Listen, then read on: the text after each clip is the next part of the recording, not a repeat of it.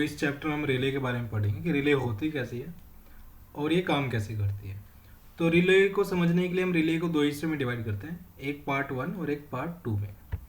Part 1 के अंदर हम देखते हैं कि रिले में एक इंडक्टर मतलब एक कोइल होती है, ठीक है। कोइल में क्या होता है, जब हम कोइल में सप्लाई देते हैं तो सप्लाई देते ही कोइल क्या बन जाता है, मैग्नेट बन जाता है।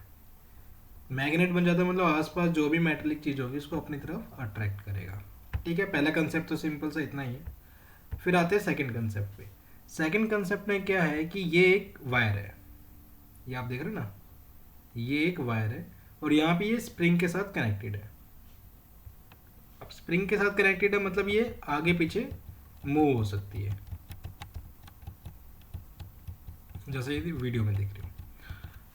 अब उसके बाद यहाँ पे हमने मान लो लाइन दे दिया है, तो इस हिस्से पे भी क्या होगा, लाइन ही आएगा, ठीक है। अब आगे चलते हैं, यहाँ पे एक वायर और दे दी, ये वाली। अब जैसे यहाँ पे एक वायर इसके साथ टच है तो ऑब्वियस सी बात है कि यहाँ पे भी लाइन ही मिलेगा आपको। अब ये देखो, यहाँ पे लाइन दिया आपने, यहाँ से करंट फ्लो हुआ, ये वायर यहाँ पे ज्वाइंट है तो यहाँ पे भी लाइन मिलेगा। इस हिस्से को मैं बोल देता हूँ NC, नॉर्मली क्लोज्ड। जैसे हमने लास्ट वीडियो में पढ़ा भी था कि नॉर्मली क्लोज्ड क्या होते हैं। तो क्या होगा, ये यहाँ से कनेक्टेड है इसके साथ, ये हिस्सा यहाँ कनेक्टेड है, ठीक है। अब एक वायर और दे देता हूँ मैं यहाँ से यहाँ तक, और इसको बोल देता हूँ मैं NO, नॉर्मली ओपन। अब आपको देखने से भी पता चल रहा होगा पार्ट 2 के अंदर कि भाई ये वाला जो हिस्सा है ये तो नॉर्मली ओपन है और ये वाला हिस्सा नॉर्मली क्लोज्ड है। तो इसको हम बोल देते हैं नॉर्मली क्लोज्ड और इसको बोलते हैं नॉर्मली ओपन। अब जैसे ही मैंने यहाँ पे बटन प्रेस किया, ये मैग्नेट बना और इसने इस वाली जो कोइल थी इसको अट्रैक्ट करके यहाँ से कनेक्ट कर दिया। अब दोबारा देखते हैं भाई, जैसे आपने बटन प्रेस किया, मैग्नेट बना, मैग्नेट बनते ही इसने इसको अपनी तरफ अट्रैक्ट किया। अच्छा, इसने अपनी तरफ अट्रैक्ट किया तो ये जो हिस्सा हो गया इसको हमने कॉमन कह दिया। कॉमन क्यों कहा, क्योंकि ये NC से भी कनेक्ट है और NA से भी कनेक्ट है। तो जैसे ही NO के साथ कनेक्ट हुआ, यहाँ पे जो कॉमन पे सप्लाई थी, ये जो सप्लाई थी ये ट्रैवल होते हुए अभी इसके साथ कनेक्ट है, तो ये ट्रैवल होते हुए यहाँ पे आपको लाइन मिल गया। ये L देख रहे हो ना, ये कब मिला आपको, जब ये कोइल इसके साथ कनेक्ट हो गई है, ये एनर्जाइज हुई, यहाँ पे मैग्नेट बना, मैग्नेट ने इसको अपनी तरफ अट्रैक्ट किया। सिर्फ इसी को क्यों किया, क्योंकि इसी में स्प्रिंग लगी हुई थी, यही मूवेबल पार्ट था, बाकी ये सारी फिक्स है दोनों हिस्से। तो ये चीज़ मूव होके इसके आगे आके कनेक्ट हो गई। अब जैसे ही मैग्नेट हटेगा क्या होगा, मैग्नेट हटते ही क्या होगा, ये दोबारा से ओपन हो जाएगा, ये दोबारा से ओपन हो जाएगा और दोबारा NC के साथ कनेक्ट हो जाएगा और यहीं पे दोबारा लाइन मिल जाएगी।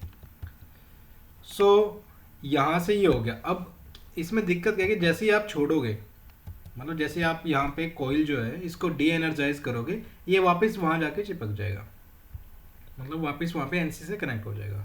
तो हमने रिले के अंदर 3 चीज़ें पढ़ी, एक है मेरा कॉमन, एक है NC और एक है मेरा NO। ये 3 चीज़ें है मेरे पास, कॉमन, NC, NO। अब मैं चाहता हूँ कि भाई मैंने यहाँ से मैग्नेट बनाया, ठीक है। अब जब मैं इसको छोड़ दूँ, मतलब यहाँ से इसको पुश बटन को रिलीज़ कर दूँ, उसके बाद भी ये मेरा NO के साथ कनेक्ट रहे, इस कंडीशन को मैं बोलता हूँ होल्डिंग। अगर मैं ऐसा चाहता हूँ कि मैंने एक बार रिले को ऑन किया और जब बटन रिलीज़ कर दूँ तो वो कनेक्ट ही रहे, तो उसको मैं होल्डिंग कहता हूँ। होल्डिंग कहाँ से करते हैं, उसका कंसेप्ट क्या है, यहाँ पे देखते हैं। अब मुझे ये पता है कि अगर यहाँ पे मैग्नेट बना रह गया तो ये इसके साथ अटैच रहेगा ही रहेगा, ठीक है। अब मेरा जो अगर इसको होल्डिंग करानी है तो मुझे क्या करना पड़ेगा कि यहाँ पे इसको मैग्नेट बनाने के लिए यहाँ पे सप्लाई देनी पड़ेगी। तो मैं क्या करूँगा, यहाँ से लाइन उठा के इसको डायरेक्टली यहाँ पे दे दूँगा। अब इस चीज़ को समझना कि होल्डिंग हमेशा NO के साथ क्यों करते हैं, क्योंकि आफ्टर बटन प्रेस के बाद ये चीज़ जो कॉमन है आपका NO के साथ कनेक्ट हो जाता है। तो मतलब आपको ये पता चलता है कि आपने बटन प्रेस कर दिया और कोइल जो है वो एनर्जाइज हो चुकी है। तो एक कन्फर्मेशन टाइप में मिल जाती है कि आपके पास NO पे सप्लाई आ गई, तो मतलब रिले आपकी ऑपरेट हो चुकी है। तो आप इसको उठा के सीधा यहाँ पे दे दोगे, पुश बटन के इस हिस्से पे। कई लोग गलती क्या करते हैं कि यहाँ कनेक्ट करने के बजाय यहाँ कनेक्ट कर देते हैं। उसमें प्रॉब्लम क्या होगी कि जैसे ही ये रिलीज़ करेगा तो सर्किट यहीं पे ब्रेक हो जाएगा, तो यहाँ पे होल्डिंग नहीं हो पाएगी। तो पुश बटन के किस हिस्से पे कनेक्ट करना है ये भी इंपॉर्टेंट रहता है होल्डिंग के केस में। तो यहाँ पे आपके रिले होल्ड हो गया।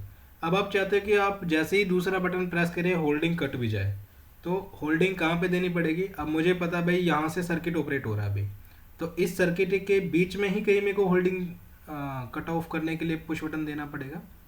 तो मैं दे देता हूँ यहाँ पे, और क्या देता हूँ मैं देता हूँ NC, ठीक है, क्योंकि NC से नॉर्मली ये कनेक्ट होते हुए ऊपर चला जाएगा। NO दूंगा तो फिर यहाँ पे होल्डिंग ही नहीं होगी।